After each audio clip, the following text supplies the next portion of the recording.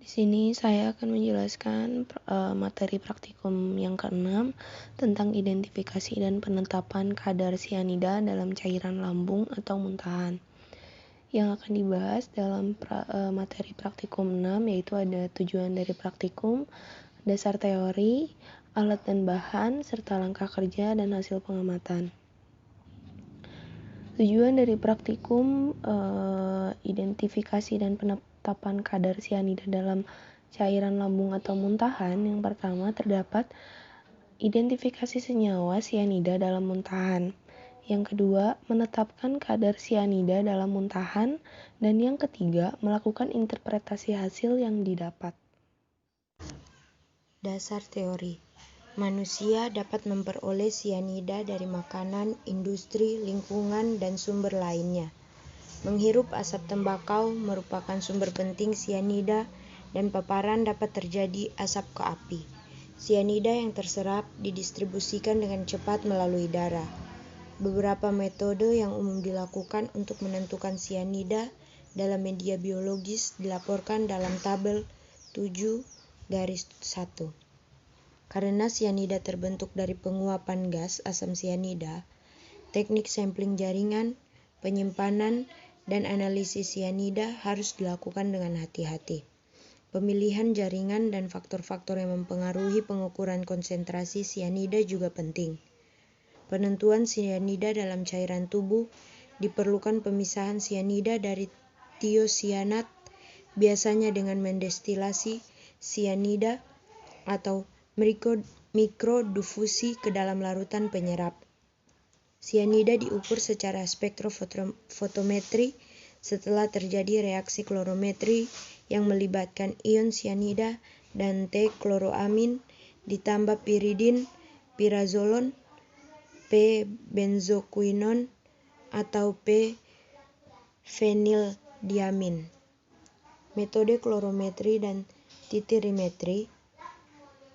Metode kolorimetri mungkin didasarkan pada piridin dengan kloromin T sebagai agen oksidator dan asam barbituret sebagai komponen coupling atau pirazolon sebagai agen coupling.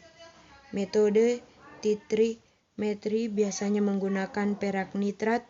Bagaimanapun, batas pengukuran terendah pada reagen miligram per liter. Metode penggunaan ion elektroda tertentu atau elektrokimia merespon berbagai gangguan.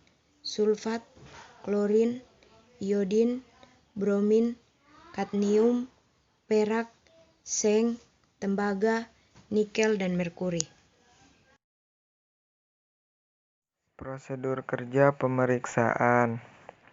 Alat dan bahan. Alatnya yaitu labu ukur, pipet volume, spektrofotometer, tabung reaksi, dan waterbath.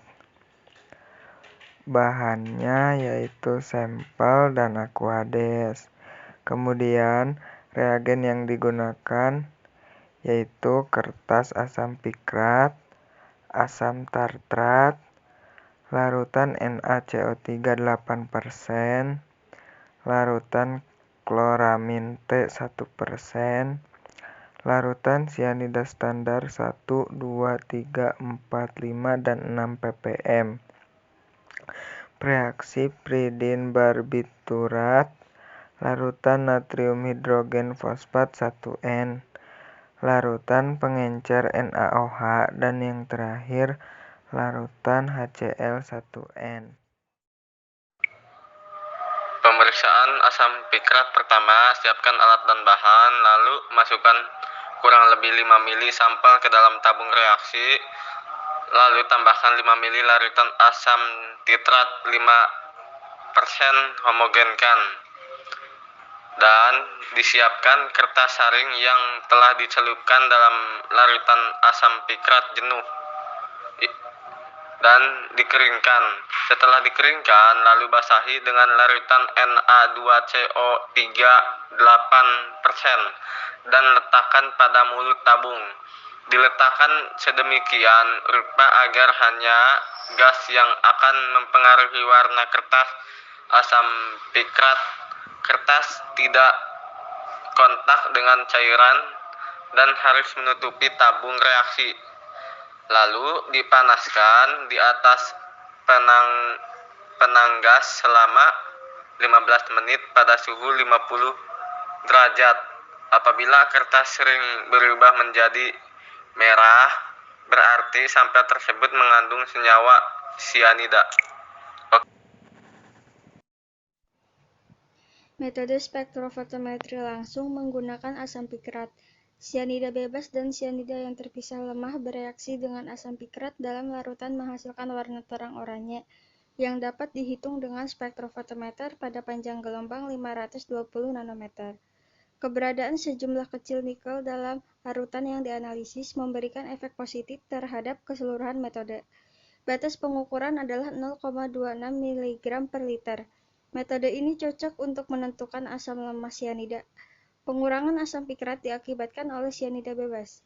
Sianida yang membentuk kompleks dengan tembaga, nikel, seng, atau kompleks kadmium bisa dibebaskan oleh metotesis dengan asam DTPA atau dietilen triamin pentaasetik atau asam EDTA, etilen diamin tetraasetik.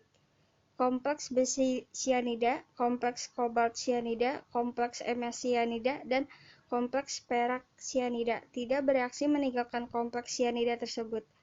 Metode spektrofotometri langsung memungkinkan untuk pengukuran 20-300 piktogram sianida yang diencerkan.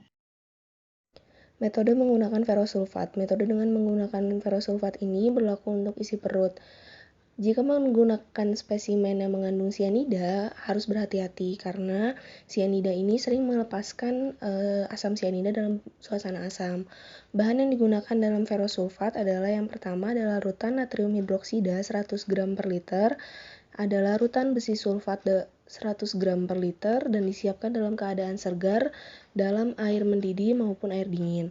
Yang ketiga adalah larutan asam hidroklorid atau HCl 100 ml per liter.